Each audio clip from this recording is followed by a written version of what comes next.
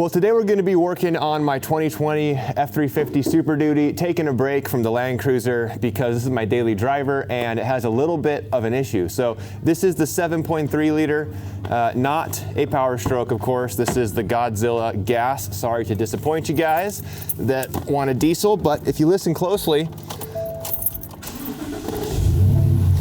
do you hear that squealing sound? I'm thinking that the pulleys are bad on this truck. Now, I already had the belt replaced. This truck does have a warranty, so I told them, hey, this thing is squeaking, I want the belt replaced. They replaced it, still squeaks. I just don't feel like dealing with them again. You have to prove to them that it's the pulleys. I'd rather just buy all the new pulleys and swap them out. So we're gonna do that today.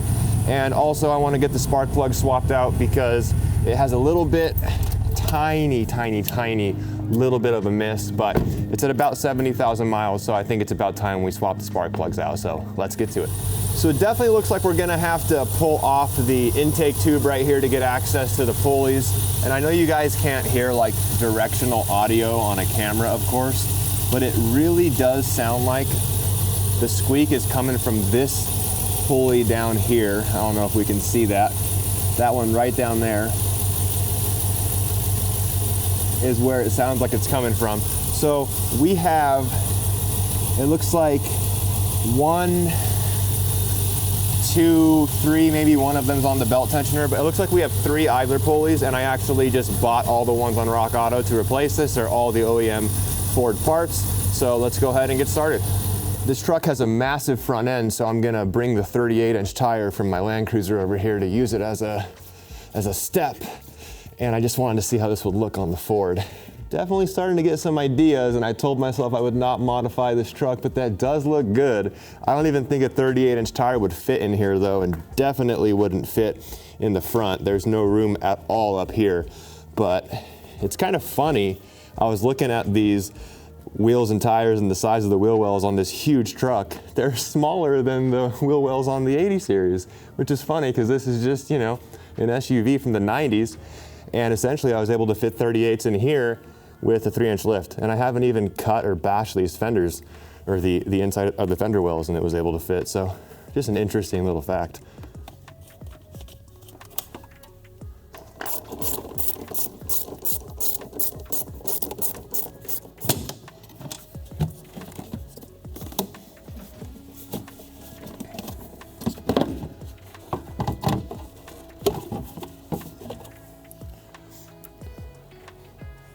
I don't know how you managed to do this, but there's actual dirt in that intake tube for the throttle body, so we're gonna have to clean that out, and it's like mud. And I guess it makes sense, a lot of the undercarriage of this truck is covered in mud, so maybe they were having some fun before they sold me this thing.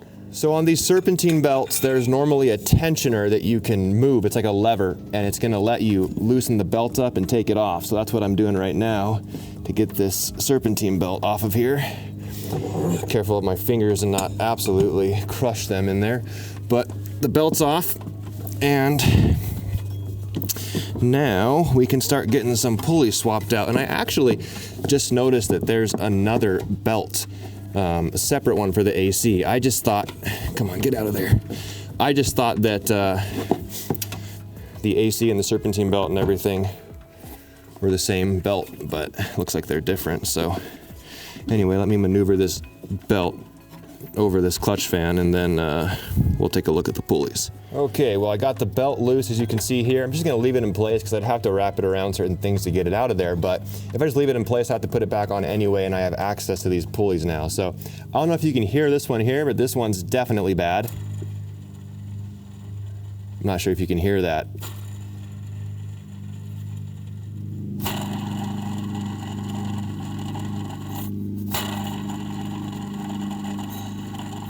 This bearing is definitely making some noise. I don't know if it's a squeak. This is more of just like a rattling bearing sound, and it's definitely, it has some play, if you can see that there. So we do have this pulley, and then we'll swap this one out as well down here. That one seems good, not making any noise. And then the one on the back of the tensioner itself is good too, which I totally forgot about that and overlooked it. So we do have this idler, we can swap this one out and we'll be good for this one.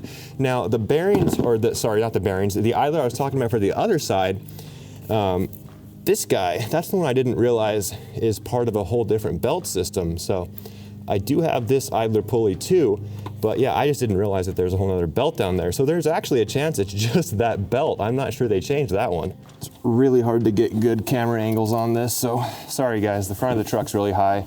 Have my, oh, that was really loose.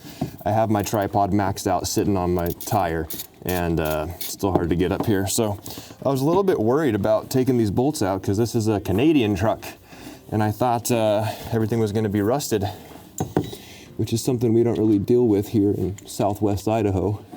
So I'm not exactly set up to take apart a rusty truck, but this is actually coming apart really easy. So we'll get this pulley off of here momentarily. Got to make sure no washers or anything come flying out of here. So I'm just gonna sandwich this thing with my hand and go match it to the new pulley. All right, I actually think that's a captive bolt in that pulley. And if I remember correctly, this guy comes with a new bolt. So we got the new pulley and the old pulley, as we can see. And here's the part number if you're doing the same thing. Where is it at? Right there. And just to verify, we got the same part number there. So we're gonna swap this thing in.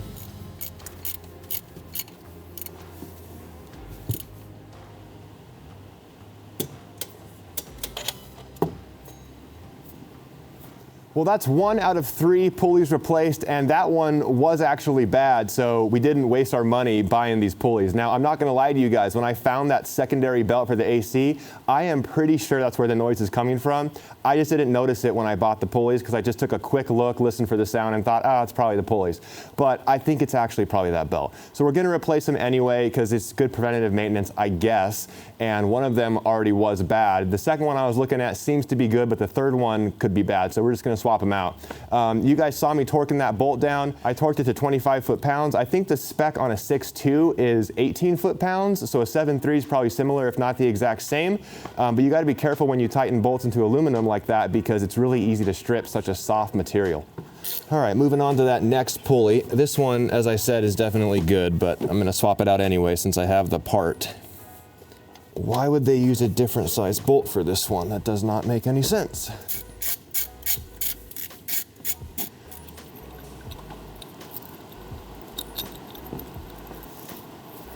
Here's our next pulley right here, compared to the new one.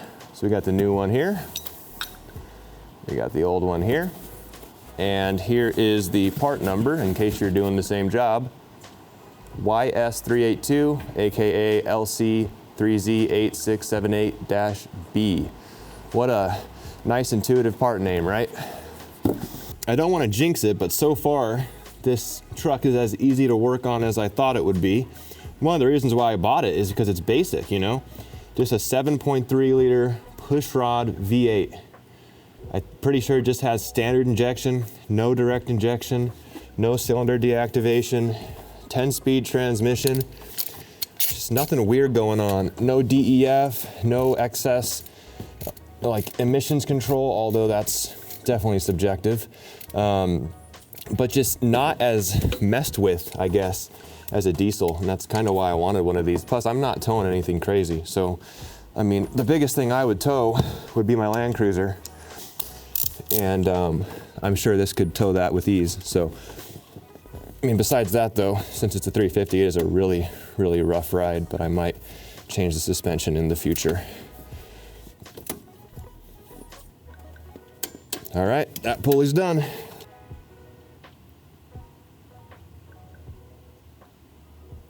So this is the other belt I was talking about right here. This one I didn't notice when I first looked in here when I was looking at these pulleys, and you can hear this belt. I don't know if you can hear that or not on camera, but it's squeaking. So, man, I'm pretty sure it's that. But this is the same case as the other side. You have a tensioner down here that you're just gonna put a socket onto, and when you turn it, it will, or it should, is this not the right size? That is a 5/8, but when you put some torque on this thing, it'll loosen up that belt, as you can see there. So we'll just find a way to maneuver this thing out of here.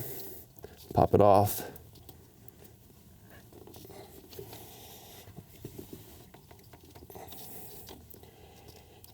There we go. Yeah, that pulley's good. So it is the belt. Oh man. Well, there it is. This belt is dry, it's cracked, and it's probably the original belt, and it's overall junk. So we're gonna put in the last remaining pulley here, and then I'll run to the parts store, and hopefully they have one of those belts, and we can get everything replaced and put back together.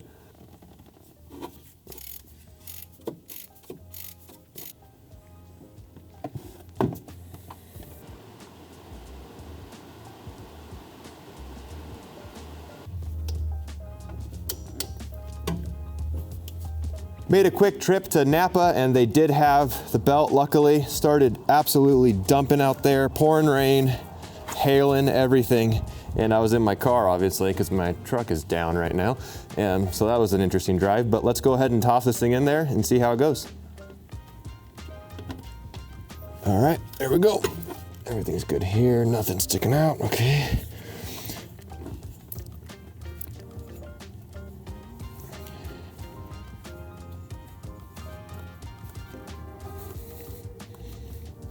Come on.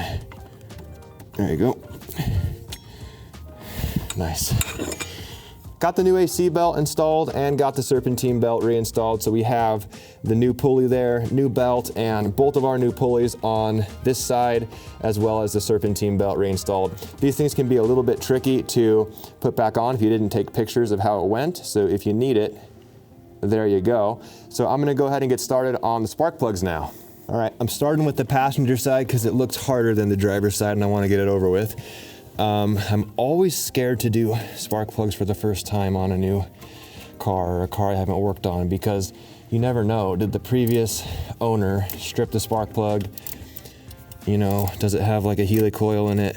Is it seized in there? This one's coming out pretty easy, thankfully. See what we're working with once we get this thing out. Maybe we can, oh, there goes the light. Maybe we can figure out why we have a miss. If it's just, you know, old spark plugs, maybe they hit the spark plug when they were installing it and closed the gap too far. I've seen that before. Or maybe these coil wires are bad, which is a known issue on these 7.3s. They went through, I think, 4 different revisions until they finally got it right. So, see what we're working with. So here we have the spark plug. You see that center electrode right there, definitely worn down compared to this new one. So I think it was time to replace these things. It looks like it's burning pretty clean. Doesn't look lean, doesn't look rich, looks fine. So we're gonna toss these new plugs in there, and I'm thinking if the center electrode is worn that far on all these spark plugs, we might be getting a weak spark. And also that gap is ginormous, which is how this one, well actually this is definitely more of a gap because it's worn down, but I'm gonna check the gap on these, make sure they're pre-gapped and toss them in. I also just noticed that I picked up a CYFS 12YT6 and the factory one is a YT5. So I don't know with like Motorcraft plugs if the higher number is lower or hotter. I think with NGKs the higher number is, I meant to say colder or hotter. I think with NGKs the higher number is colder, but if we're only 1 step colder or hotter, I don't think it's a big deal. So we're gonna toss these ones in.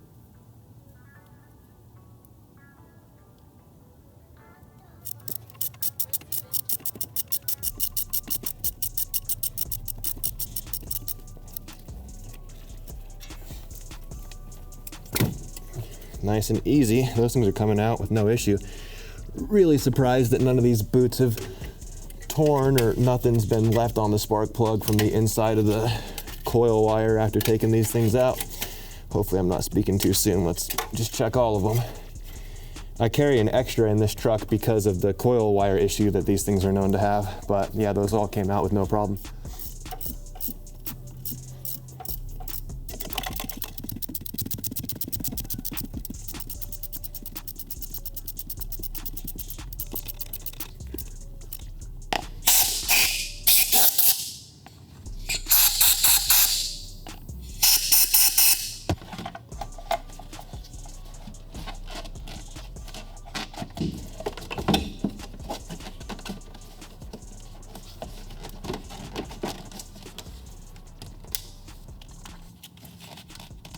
Spark plugs are done and everything's back together. You can see on the driver's side, it's really easy to get to these.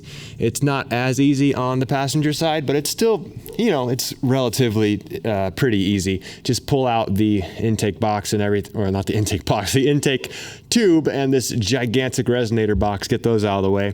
It's a lot easier to get in there, but you can kind of see, I mean, you can get your whole arm in between these lines and the fender well here and get all of those plugs out really easy. So everything's all done. We got the belts back on, the pulleys are done, cleaned out this intake tube and the throttle body because they were full of that gunk, changed all the spark plugs, and we're ready to start it up. Another thing that I noticed, which I thought was really interesting, if you look at these old plugs, they're all burning the same and they're all a 5. Except for one. This one was a 6. So either this happened at the factory or someone replaced one spark plug, which would make no sense. Anyway, let's fire her up and see how she runs. I'm gonna do one last check over the belts and everything to make sure these things don't come flying off when I crank this thing over. Make sure that they're all kind of between the ridges of these pulleys, just to make sure the belt won't fly off and that it won't get sliced or cut or anything. It looks like we're good. I've checked this 100 times. I'm just OCD, I guess. And then look at everything else, all the wires, and we'll start this thing up. I mean, I'll tell you, this thing has been an absolute joy to work on. Very, very easy and very welcomed after doing the gears on the Land Cruiser. So fingers crossed, nothing explodes. Let's go ahead and crank this thing over.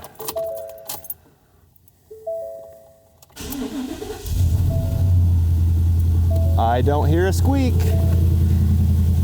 And the belts haven't flown off, we'd already know. And I didn't leave a ratchet on that tensioner, which would also be something we would immediately know.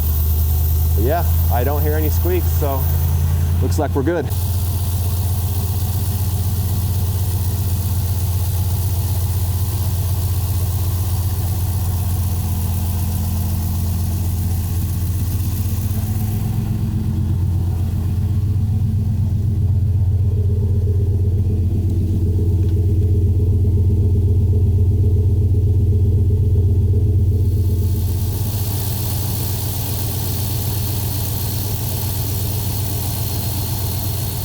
Any misses either. Kind of just holding it at certain RPM ranges and listening for a stumble and then letting it go back down to idle and listen for a stumble, and we don't have anything. So I think we fixed that too. Must have just been the spark plugs. Huh, nice, win-win. All right guys, well, that's gonna do it for this one. Nice and easy for once. No complicated project this time like the gears in the Land Cruiser or engine rebuild, just things going as they were planned, which is not the case around here lately. So anyway, thanks for watching.